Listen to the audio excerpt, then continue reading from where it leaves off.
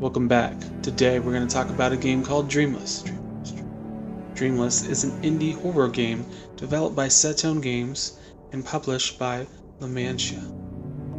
It was originally released for Steam in October of 2024 and ported over to Xbox and Nintendo Switch in January 30th of 2025, with the release date set for February 2025 for PlayStation consoles. So what is Dreamless? Dreamless is an independent horror puzzle game set in the first-person perspective. The game follows the protagonist as he attempts to complete an art project for school. For his project, he's decided to do a vlog on an infamous haunted house within his neighborhood.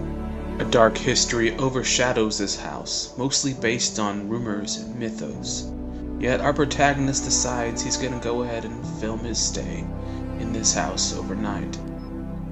What this does is it opens the door to that dark and haunting history for him to explore, and maybe even get consumed by.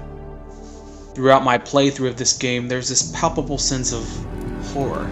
It wasn't some sort of primal fear where I was hiding under my covers or I had to turn the light on or running away, but it was this underlying sense of creepiness and eeriness that just felt unsettling, like music coming from a record player when nobody's around, and then you're exploring a bathroom and you turn around and all of a sudden a soccer ball comes out of nowhere. This game had me on the edge of my seat for the whole time. There's just moments where I yelled, "Holy shit!" and I usually don't do stuff like that, but this game took me by surprise. Now, there are some valid criticisms for this game. First of all, it's very short. It takes about an hour and a half in total to complete this game. And some people might not find that worth it, might not find that worth the investment. Say, I'm not going to pay $15 to play an hour and a half, but the way I look at it is I usually buy movies that are $15 and about the same length of this game, and I enjoyed this game a lot more than I enjoy those movies. Secondly, the voice acting could use a little work. It's better than Kevin Costner in Prince of Thieves, but here you go. Miss Martha. She died a long time ago. I don't know. Sounds appealing, but still, I think it's dangerous. It's also the bloody week of the dead thing. You can't go alone. Death. As you can see, that voice acting almost sounds robotic in nature, but it didn't really affect my overall enjoyment of this game. The story, however, kind of lost me. I don't know if it was so complex that I didn't get it, or it went places where I couldn't follow, but I didn't really understand what was happening later on in the game. All that being said, this game was super immersive, and it had me feeling like I was experiencing these horrors, this creepiness firsthand, and that I was stuck in this house, that I was stuck in the school, and that I couldn't get out. It had me on the edge of my seat, and I didn't want to put this game down. Another thing I loved about this game is that it felt Lynchian in nature, especially considering the video effects.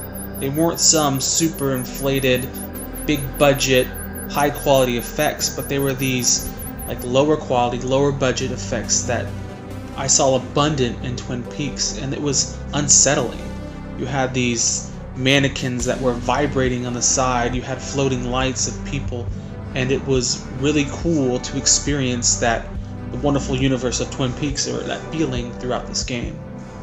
The puzzles were fun, and they weren't too difficult as far as logic was concerned.